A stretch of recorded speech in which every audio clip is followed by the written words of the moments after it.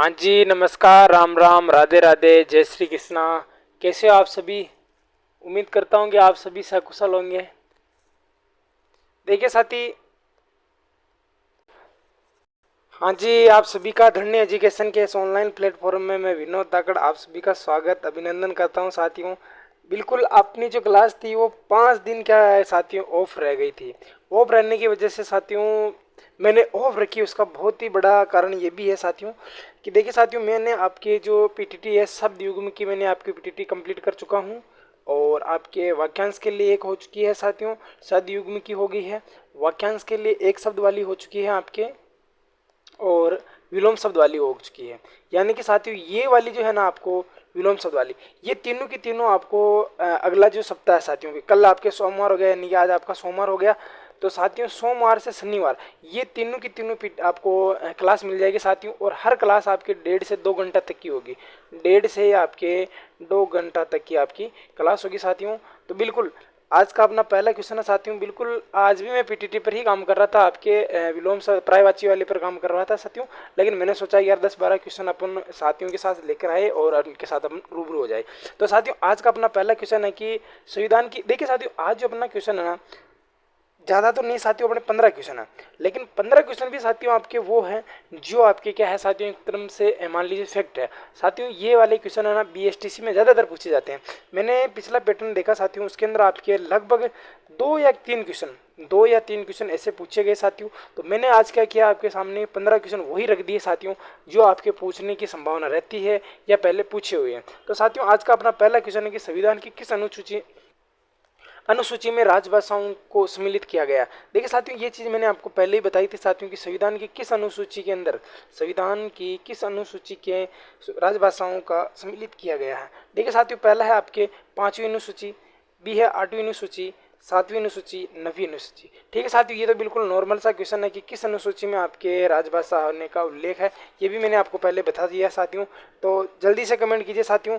बिल्कुल right comment इसका हो जाएगा आपके 8वीं अनुसूची में साथियों इसका है, तो राइट आंसर क्या हो जाएगा लाडलो, इसका बी हो जाएगा। बिल्कुल नॉर्मल सा क्वेश्चन था साथियों। अच्छा कौन कमेंट करके ये बताएगा कि अनुच्छेद कौन कौन से लिखाए थे साथियों, मैंने अनुच्छेद कौन कौन से लिखाए थे, या मुझे कमेंट करके बता देना जल्दी से। ठीक है भैया, और अगर बता पाओ तो आज साथियों दिवस भी बता देना, 2 दिवस लिखाए थे मैंने, ये भी बता देना साथियों। अच्छा आगे बताइए साथियों कि हिंदी दिवस मनाया जाता है, हिंदी दिवस मनाया जाता है साथियों।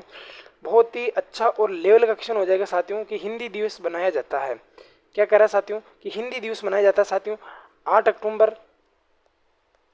एक है साथियों आपके 8 अक्टूबर है, एक साथियों आपके 8 मार्च है, एक आपके 14 सितंबर है, एक आपके 14 दिसंबर है। जल्दी से कमेंट कीजिए साथियों।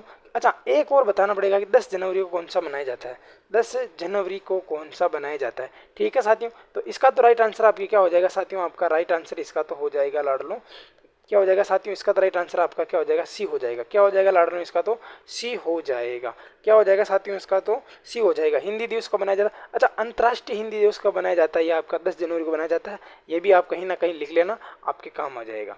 नेक्स्ट क्वेश्चन पर चलते हैं साथियों। ये कहता है कि प्रथम विश्व हिंदी सम्मेलन जो नागपुर में हुआ था साथियों, अच्छा इसकी डेट कौन बता पाएगा, जल्दी से कमेंट कीजिए साथियों। जो प्रथम विश्व हिंदी सम्मेलन नागपुर में हुआ था साथियों, ये कब हुआ था साथियों, ये कब हुआ था लाडलो, ये आप मुझे कमेंट बॉक्स में बता दीजिए साथियों कि ये जो हुआ था कब हुआ था साथियों। आपके 1995, 1976, 1975, सॉरी 1675 और 1975। ठीक है साथियों, तो कमेंट कीजिए साथियों कि इसका राइट आंसर क्या हो जाएगा। बिल्कुल बिल्कुल 1975 में आपके राइट आंसर हो जाएगा। तो राइट आंसर क्या हो जाएगा साथियों, इसका डी इसका राइट आंसर हो जाएगा कि जो नागपुर में जो आपका जो विश्व हिंदी सम्मेलन हुआ था, विश्व हिंदी सम्मेलन हुआ था साथियों, वो कब हुआ था साथियों, आपका 1975 को हुआ था। कब हुआ था लाडलो, 1975 को हुआ था। आगे देखिए साथियों, ये कह रहा है कि देवनागरी जो लिपि है, देवनागरी लिपि का विकास किस लिपि से हुआ। अच्छा देवनागरी जो लिपि है साथियों, इस लिपि का विकास भी किस लिपि से हुआ था, ये कमेंट करके बताना है। तो आप बता पाओगे क्या क्या किस लिपि से हुआ था, जल्दी से। ए ऑप्शन है खरोष्टी, बी ऑप्शन आपका कलिंग, सी ऑप्शन आपका ब्राह्मी, डी ऑप्शन आपका ग्रंथ लिपि। जल्दी से कमेंट कीजिए साथियों, आपका कमेंट का मुझे उत्तर देने का इंतजार रहेगा। कौन साथी जल्दी से कमेंट दे पाएगा। और हाँ BSTC के फॉर्म अभी भी डेट चल रही है साथियों आपके, तो जल्दी से भर देना आपके। ठीक है। फिर बाद में आपकी डेट निकलने के बाद में बहुत सारे नींद से आएंगे और बोलेंगे कि अभी तक फॉर्म चल रहे हैं कि नहीं चल रहे हैं, तब फॉर्म बंद हो जाएंगे। तो अभी लास्ट शायद 31 तारीख आपकी या 30 तारीख होगी, तो जल्दी से भर देना फॉर्म भी, ठीक है। तैयारी कर रहे हो नहीं कर रहे हो वो बात की बात है, लेकिन पेपर दे के आना जरूरी बात है, क्योंकि अपने यहाँ देखिए साथियों 100 के समथिंग तो मैं खुद आपकी एमसीक्यू ले चुका हूँ। 100 को अपन 30 से मल्टीप्लाई करें तो अभी आप देख लीजिए इतने क्वेश्चन हो गए। और थोड़ी वाली मैंने क्लासें करवा दी है, और मैंने कह दिया है कि आप शब्दों वाली आएगी, वाक्यांश के लिए आएगी, विलोम शब्द आएगी, ये आएगी। ये तो केवल आप देख लेना। उसके अंदर अंत में मैंने एक बात लिखा कि अगर याद नहीं हो तो कोई दिक्कत नहीं, एक बार आप 4 बार देख लेना। 4 बार देख भी लोगे ना तब भी आपका काम हो जाएगा, 4 बार पढ़ भी लोगे ना तब भी आपका काम हो जाएगा। लेकिन 4 का राइट आंसर अभी तक किसी ने नहीं बताया है, इसका हो जाएगा ब्राह्मणी। क्या हो जाएगा साथियों आपका? सी इसका राइट आंसर हो जाएगा, सी इसका राइट आंसर हो जाएगा। अगला क्वेश्चन है साथियों कि राजभाषा विभाग है ना, राजभाषा विभाग की स्थापना कब की गई थी? ए ऑप्शन आपका ये थोड़ा सा ऊपर हो गया साथियों। ए ऑप्शन आपका 14 सितंबर 1949 को, 26 जनवरी। बी ऑप्शन आपका 1950 को। सी ऑप्शन आपका 5 अगस्त 1956 को। डी ऑप्शन साथियों आपका 25 जून 1975 को। जल्दी से कमेंट कीजिए साथियों कि इसका राइट आंसर कौन सा होने वाला है। जल्दी से बता दीजिए साथियों कि इसका राइट आंसर कौन सा होने वाला है। राजभाषा विभाग की स्थापना कब की गई थी? विभाग की स्थापना साथियों आपके 25 जून 1975 को हुई थी। कब हुई थी साथियों? आपके 25 जून 1975 को हुई थी साथियों। बहुत ही अच्छा और लेवल का क्वेश्चन हो जाएगा साथियों। ये आपके पहले पटवार में पूछा हुआ साथियों, और उससे पहले साथियों आपके एलडीसी के अंदर पूछा हुआ क्वेश्चन है। शायद आपकी बीएसटी से बन सकता है साथियों, क्योंकि आंकड़ों वाला क्वेश्चन आपकी देखिए साथियों हिंदी में कुछ ही मिलते हैं साथियों, लेकिन कुछ ही को उसको पूछना भी पड़ता है एग्जामिनर को। तो ये याद रख लेना साथियों कि 25 जून 1975 को आपके किसका है साथियों? आपके राजभाषा विभाग की। देखिए साथियों अब ये क्वेश्चन अगर आप नहीं बता पाओगे ना, अगर ये क्वेश्चन अगर आप नहीं बता पाओगे तब तो मैं मानूंगा कि साथियों या तो मेरे में कमी रही या साथियों आप में कमी रही। ये कौन बताएगा कि भाषा की सार्थक लघुत्तम इकाई कौन सी होती है साथियों? वर्ण किसे कहते हैं साथियों? भाषा की वह छोटी से छोटी इकाई साथियों। देखिए साथियों अब अच्छे से सुन लीजिए साथियों, वर्ण किसे कहते हैं साथियों? भाषा की छोटी से छोटी इकाई जिसके और अधिक टुकड़े नहीं किए जा सकते, अर्थात लिखित रूप से भाषा की सबसे छोटी इकाई वर्ण कहलाती। वर्णों से मिलकर शब्द बनते हैं, यानी कि वर्णों का सार्थक समूह। वर्णों का सार्थक समूह क्या कहलाता साथियों? शब्द कहलाता। शब्दों का सार्थक समूह, शब्दों का सार्थक समूह क्या कहलाता साथियों? आपके वाक्य कहलाते हैं। या दो से अधिक शब्द मिलते हैं पूरे वाक्य का बोध कराते हैं साथियों। ठीक है साथियों, ठीक है साथियों। और वाक्यों से क्या बनते हैं साथियों? आपके पद बनते हैं। ठीक है साथियों। इसके बाद मैंने आपको हल या हलंत भी लिखाया था साथियों, हल या हलंत भी लिखाया था, या मैंने आपको शिरोरेखा भी लिखाया था साथियों। अच्छा कोई बता सकता है साथियों अक्षर किसे कहते हैं? अक्षर किसे कहते हैं साथियों? वर्णमाला किसे कहते हैं? अल्पप्राण और महाप्राण किसे कहते हैं साथियों? इसका तो राइट आंसर आप दे दोगे, लेकिन ये चीजें लिखाई इसका कमेंट बॉक्स में बता देना हर एक का। हल हल किसे कहते हैं, हलंत किसे कहते हैं, ये चीज भी। ये कहता है कि भाषा की सार्थक लघुत्तम इकाई किसे कहते हैं? ये कह रहा है साथियों कि भाषा की सार्थक लघुत्तम इकाई किसे कहते हैं? साथियों मैंने लिखाया था कि अर्थ के आधार पर कौन सी होती है, भावार्थ के आधार पर कौन सी होती है। देखिए साथियों जहां पर मैंने अर्थ लिखाया तो उसके अंदर अर्थ शब्द तो इसके अंदर दिए हुए ना, अगर आपने संधि पढ़ी होगी तो 6 का राइट आंसर कौन सा हो जाएगा साथियों? बिल्कुल बिल्कुल बिल्कुल, मैंने अर्थ के आधार पर भाषा की सबसे छोटी इकाई शब्द लिखाई थी, और भावार्थ के आधार पर साथियों मैंने वाक्य लिखाया था। क्या लिखाया था साथियों? वाक्य लिखाया था। और अच्छी तरह से देखिए साथियों यहाँ पर लिखा है कि सार्थक, स धन में अर्थ। आ रहा है कि नहीं आ रहा साथियों समझ में? सार्थक। तो राइट आंसर कौन सा हो जाएगा साथियों? आपका बी हो जाएगा। क्या हो जाएगा साथियों? इसका राइट आंसर बी हो जाएगा। ठीक है, बहुत ही इजी क्वेश्चन है, केवल इसकी लैंग्वेज थोड़ी सी मैंने चेंज कर दी। ये कह रहा है साथियों कि उच्चारण के कालमान को कहा जाता है। क्या कहा जाता है साथियों? आपको बताना है कि संधि कहते हैं, समास कहते हैं, व्यंजन कहते हैं, मात्रा कहते हैं। संधि किसे कहते हैं साथियों? सम प्लस में दी, सम का मतलब समान, दी का मतलब होता है धारण होता है, यानी समान रूप व धारण कहता है। दो वर्णों का परस्पर मेल संधि कहलाता है, अर्थात प्रथम शब्द का अंतिम वर्ण और दूसरे शब्द का प्रथम वर्ण मिलकर जो उच्चारण और लेखन में परिवर्तन करता साथियों उसे क्या कहते हैं? हम संधि कहते हैं। संधि 3 प्रकार से होती है, स्वर संधि, व्यंजन संधि, विसर्ग संधि। आपकी जो स्वर संधि होती है साथियों उसको हम 5 भेद पढ़ते हैं इसके। दीर्घ स्वर संधि, गुण स्वर संधि, वर्धी स्वर संधि, और आपका यण स्वर संधि, और आपका अयादि स्वर संधि। व्यंजन संधि और विसर्ग संधि में साथियों अपन कुछ नियम पढ़ते हैं, जैसे कि व्यंजन संधि मैंने आपको 15 नियम लिखाए थे, विसर्ग संधि के अंदर मैंने आपको 8 नियम लिखाए थे। समास किसे कहते हैं साथियों? बहुत ही अच्छा और लेवल का क्वेश्चन बन जाएगा साथियों के। समास के 6 भेद होते हैं, पद प्रधानता के आधार पर 4 प्रकार से होते हैं साथियों। ठीक है साथियों, समदन में इससे मिलता है समास यौगिक होते हैं। अच्छा, समास किसे कहते हैं साथियों? दो शब्दों का सार्थक मेल कहलाता है, अर्थात दो शब्दों या वाक्यों के बीच में विभक्ति चिन्ह या कारक चिन्ह का लोप हो जाता है। संक्षिप्त करना ही क्या कहलाता है? एक तरह से मान लीजिए साथियों, आपके संक्षिप्त रूप लिखना ही समास कहलाता है। ठीक है साथियों, समास जो आपके होता है साथियों, आपके 6 प्रकार से होते हैं। पद प्रधानता के आधार पर 4 प्रकार से होते हैं। व्यंजन किसे कहते हैं? स्वरों की सहायता से उच्चारित होने वाली ध्वनि क्या कहलाती है? व्यंजन कहलाती है। व्यंजनों का वर्गीकरण, अच्छा व्यंजनों की संख्या कितनी होती है साथियों? व्यंजनों की संख्या 33 होती है साथियों। व्यंजनों का जो वर्गीकरण साथियों मैंने आपको 8 प्रकार से बताया था। देखिए साथियों, उच्चारण के कालमान के आधार पर जो समय लगता है साथियों, उसे हम क्या कहते हैं साथियों? मात्रा कहते हैं। क्या कहते हैं साथियों? मात्रा कहते हैं। लेकिन लाडलो, एक मेरी इच्छा है कि धातु किसे कहते हैं, ये आप मुझे बता पाओगे क्या? धातु किसे कहते हैं, ये आप मुझे कमेंट बॉक्स में बता देना। अगला क्वेश्चन है कि किस क्रमांक में सगोश है? देखिए साथियों, सगोश मैंने लिखाया था तब यही लिखाया था कि 3, 4, 5 यारों में किसका स्वर गूंज रहा साथियों? आपके लव का स्वर गूंज रहा है। लव का स्वर गूंज रहा है। तीसरा वर्ग, चौथा वर्ग, पांचवा वर्ग, तो 15 तो ये हो गए साथियों। ये रह लव है, 5 ये हो गए साथियों। स्वर कितने होते हैं? 11 होते हैं और एक है, यानी कि 12 ये हो गए। कितने हो गए साथियों आपके? 12 ये हो गए।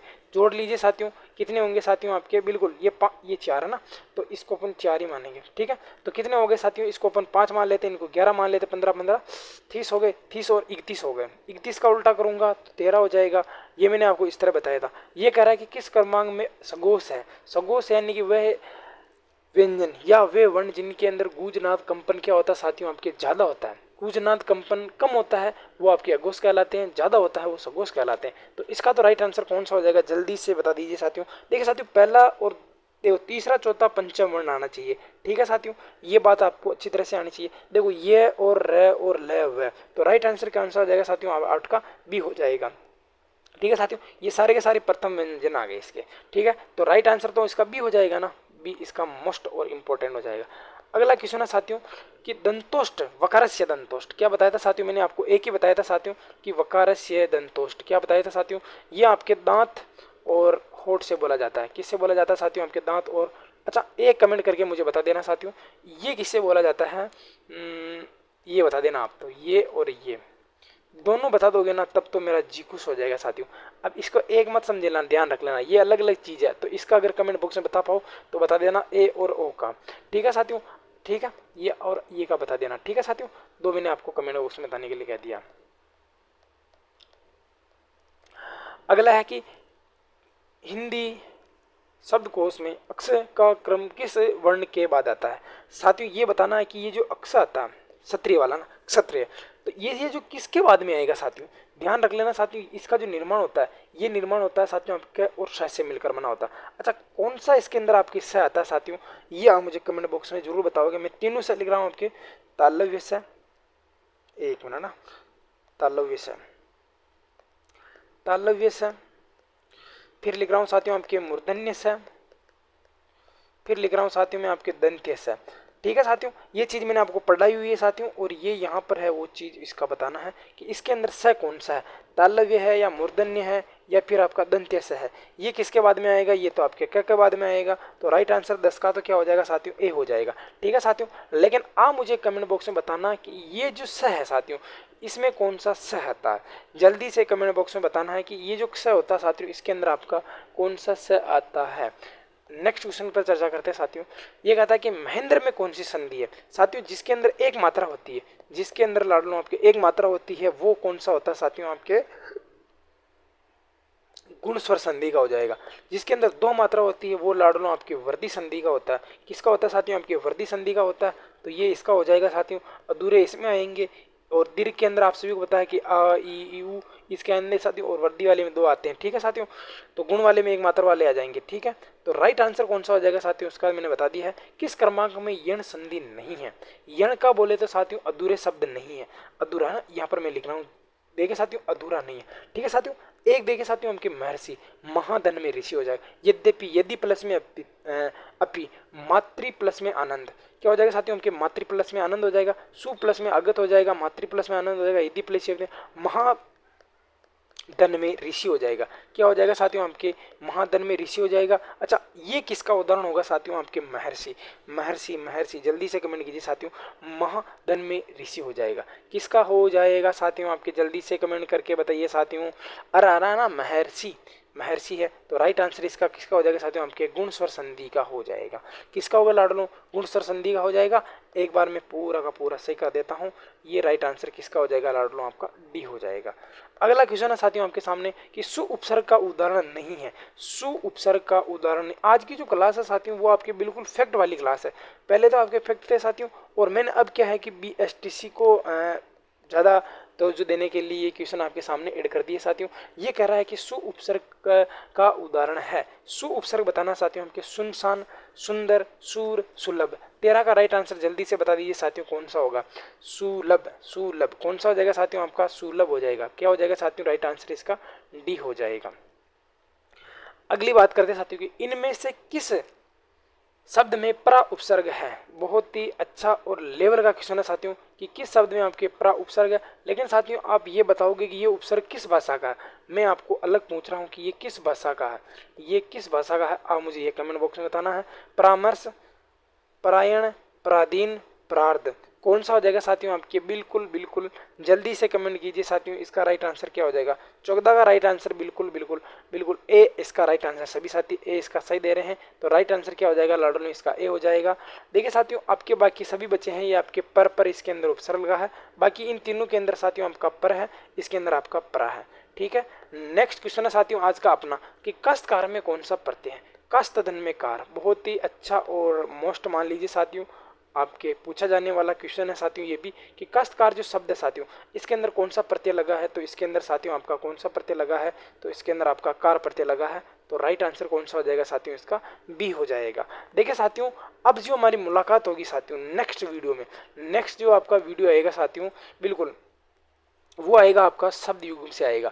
कौन सा आएगा साथियों? आपके शब्द युग्म से आएगा। इसकी चर्चा हम थोड़ी नीचे कर लेते हैं। नेक्स्ट जो वीडियो आने वाला है साथियों आपका शब्द युग्म से आने वाला है साथियों। बहुत ही शानदार और जानदार। मैंने बिल्कुल साथियों उसके लिए बहुत ही जी जान से मेहनत की है साथियों। और साथियों वो आपके आज पूरा रिकॉर्ड हो जाएगा साथियों। कल आपको या तो सुबह 7 बजे मिल जाएगा या शाम को 7 बजे मिल जाएगा। देखिए साथियों मैंने कोशिश की है उसके अंदर आपके 300 प्लस शब्द युग्म की कोशिश की साथियों। ये बस केवल उसके लिए ही नहीं है। क्या है साथियों? ये केवल ना BSTC वालों के लिए ही पर्याप्त नहीं है साथियों। ये राजस्थान का किसी का भी हिंदी व्याकरण का पेपर दे लेना साथियों आपके शब्द युग्म है तो साथियों वो आपके 350 जो प्लस में करवा रहा हूँ साथियों, आपको 350 जो प्लस में करवा रहा हूँ साथियों, उससे देखिए साथियों कोशिश तो मेरी यही है कि उससे बाहर नहीं जाएगा साथियों।